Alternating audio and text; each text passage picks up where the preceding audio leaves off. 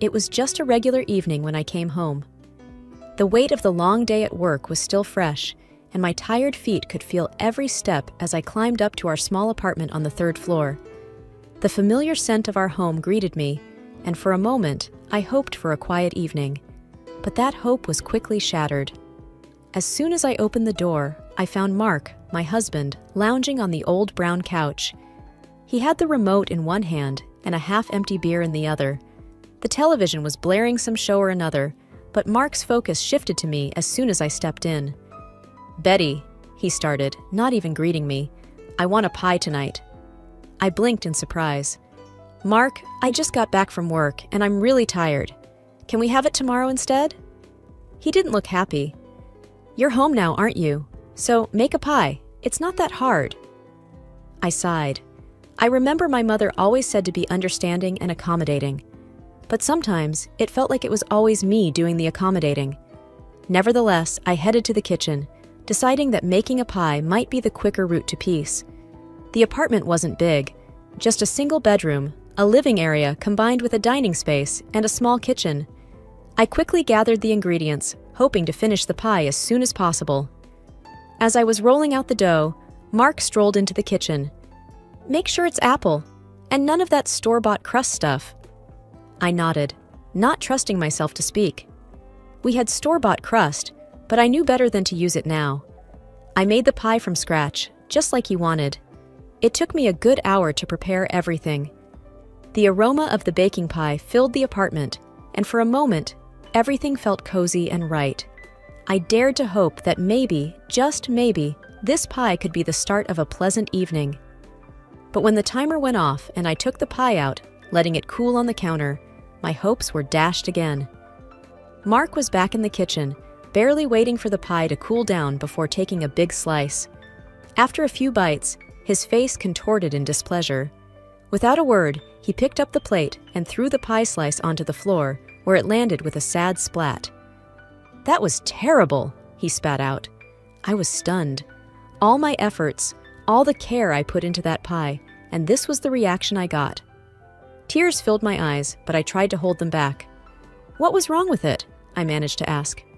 "Everything," he replied curtly. "You should know better." I didn't know what to say.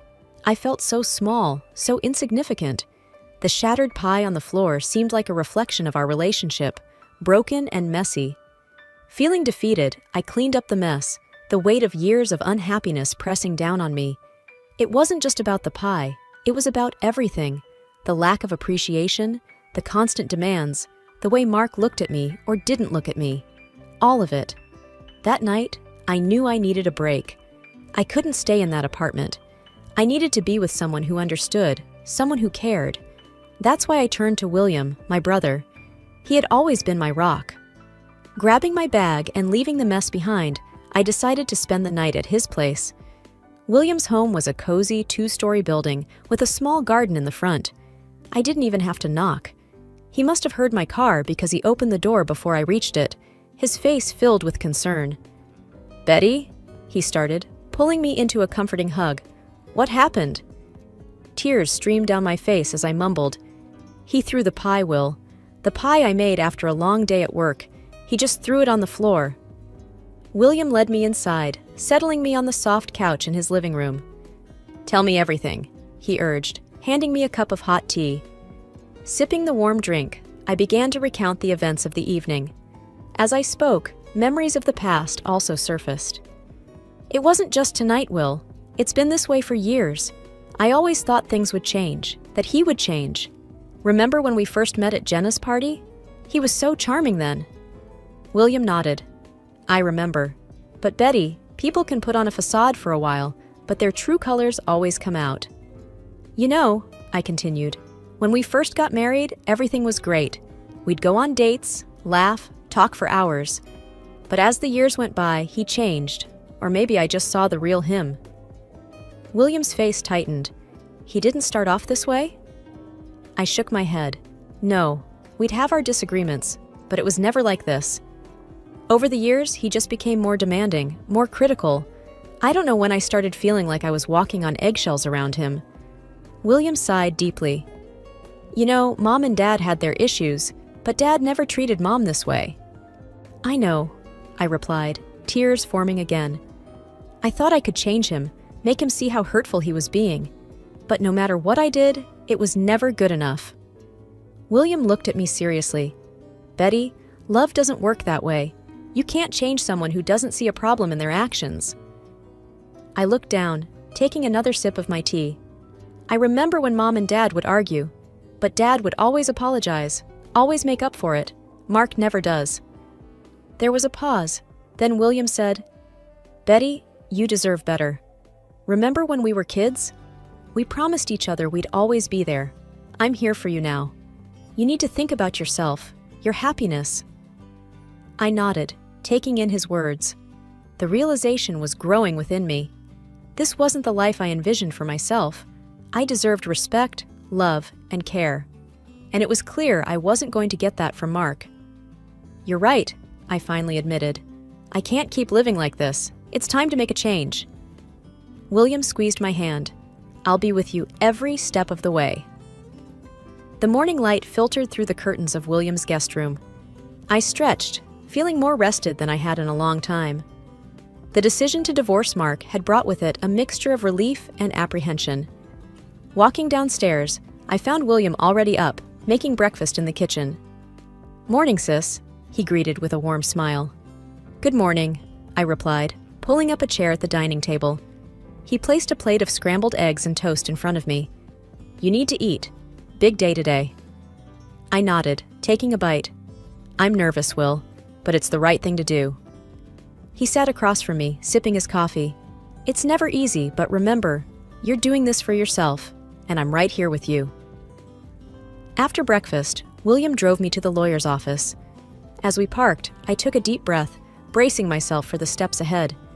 Inside, we were greeted by Mrs. Harris, a stern-looking woman with sharp eyes. But as she spoke, her kindness shone through. "Betty, I understand this is a difficult time for you. My job is to guide you through the legal process and make sure your interests are protected," she said. "Thank you," I whispered, feeling grateful for her support. The meeting was long, filled with paperwork and legalities. Mrs. Harris explained everything patiently, ensuring I understood my rights and the process ahead. As the days turned into weeks, life became a whirlwind of appointments, meetings, and paperwork. Mark, to my surprise, remained silent throughout this time. He neither signed the divorce papers nor contested them. He simply seemed to have disappeared. This silence was unsettling. One evening, while sitting with William in his living room, I expressed my concerns. "It's strange, Will. Mark hasn't reacted at all. No calls, no messages, nothing. It's like he's vanished." William looked thoughtful. "It is odd, especially given how he was earlier, but maybe he realized his mistakes and wants to move on." "I hope so," I sighed, though a nagging doubt lingered. Life continued its pace. I started looking for a new place to live. I wanted a fresh start, a home where I could rebuild my life without the shadows of the past. After a few weeks of searching, I found a beautiful house. It was spacious, with large windows letting in plenty of light, a stark contrast to the dim apartment I had shared with Mark. I felt a connection the moment I stepped in. This was my new beginning. William was ecstatic when he saw the place. "It's perfect for you, Betty, a place to call your own." As we toured the house, I shared my plans with him. "I want to paint the walls light blue, maybe have some plants by the windows." He chuckled. "Always the planner. It sounds wonderful." Moving in was a joyous occasion. With the help of William and a few friends, the house quickly started to feel like a home.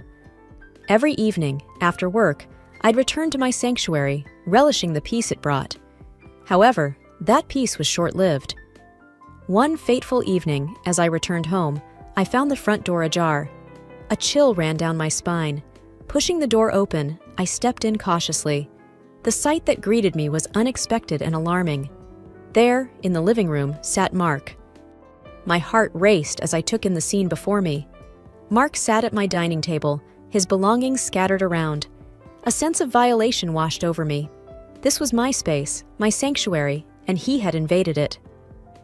"What are you doing here, Mark?" I demanded, trying to keep my voice steady. He looked up, his face showing a mix of smugness and defiance. "Well, it's our house, isn't it? We're still married, Betty." "But I bought this house after we separated. It has nothing to do with you," I shot back. Mark sneered, leaning back in the chair. "Doesn't matter. As your husband, I have every right to be here." Just then, Anna, my au pair, walked in, her face flushed with embarrassment. "I'm so sorry, Betty. He showed me his ID and marriage certificate. He said he had every right to be here. I didn't know what to do." I sighed. "It's okay, Anna. This isn't your fault." Turning my attention back to Mark, I said, "You need to leave, Mark. This is my home, not yours." Mark chuckled. "Think again, sweetheart. I'll be staying here. And if you try to kick me out, I'll make sure to claim half of everything in our divorce." The audacity of his claim left me reeling. I felt trapped, cornered in my own home. But I couldn't let him see my fear. I needed to be strong. "Fine," I said, trying to sound calm. "Stay tonight. But tomorrow, I'm getting a lawyer, and we'll see who has the right to be here." Mark smirked. "Bring it on. I'm not going anywhere." Feeling defeated, I retreated to my bedroom, locking the door behind me. I needed to think, to come up with a plan. Grabbing my phone, I called William. "Will," I said, tears forming. "He's here, at the house. He says he has a right to it." William's voice was filled with anger and concern. "Stay calm, Betty. I'm on my way. We'll sort this out." Hanging up, I tried to calm my racing heart.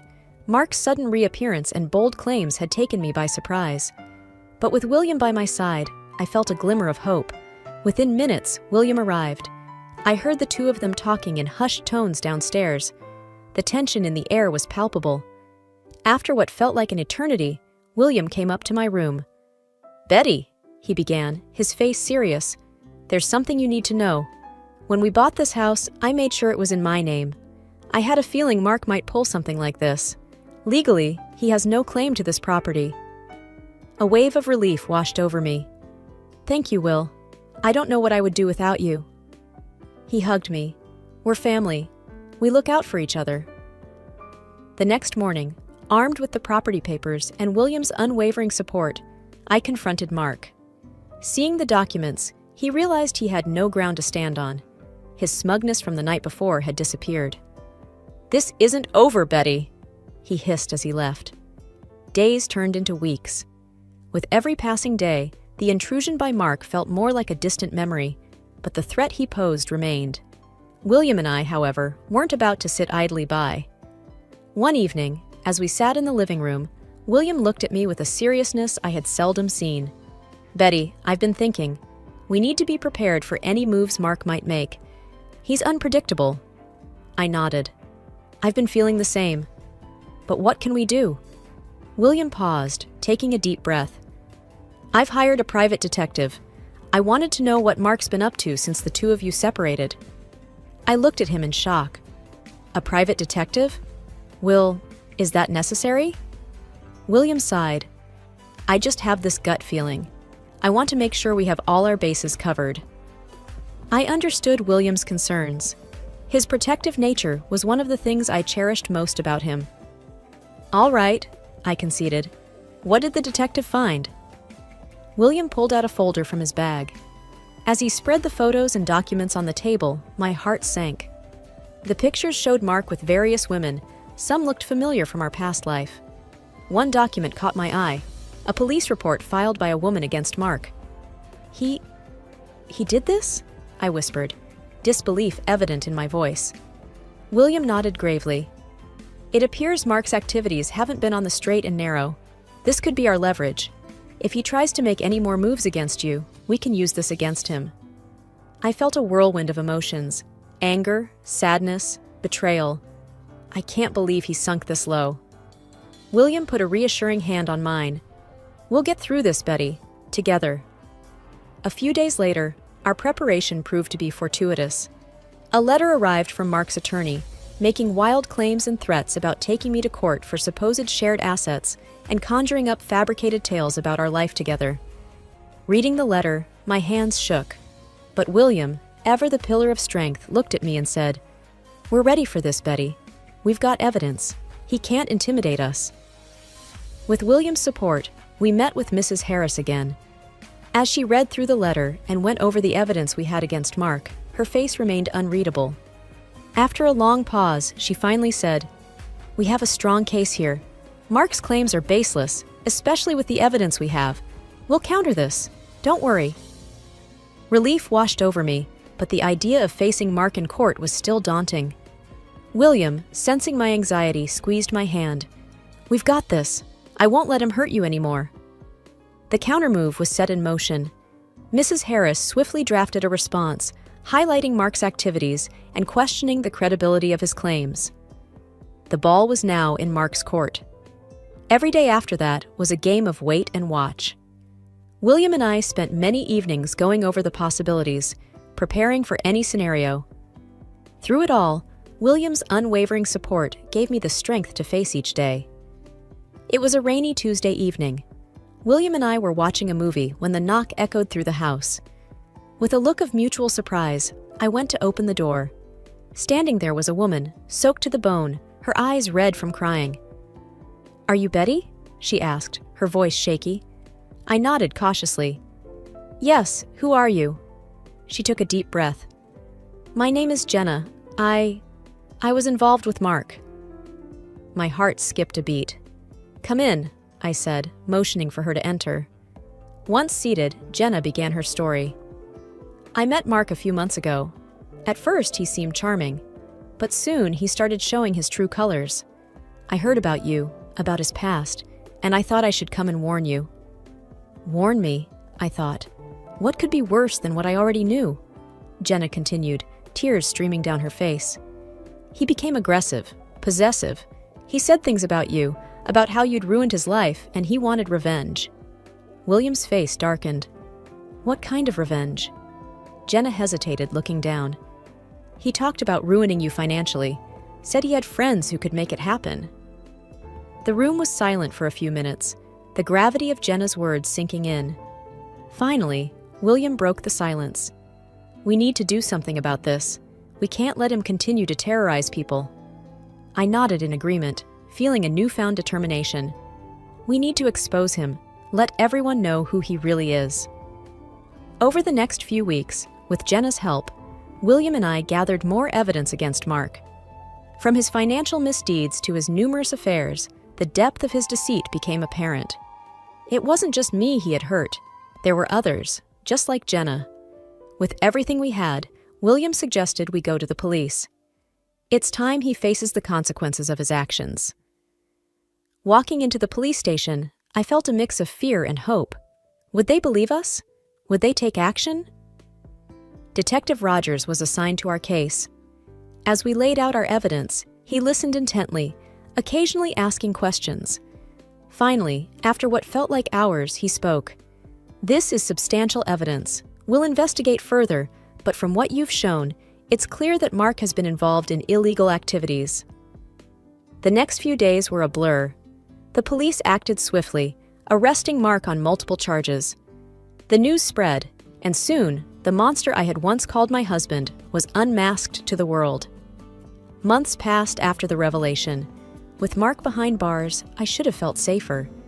And while there was certainly a sense of relief, there was also the constant fear of what Mark's friends might do, those he had often bragged about, who he said would always have his back.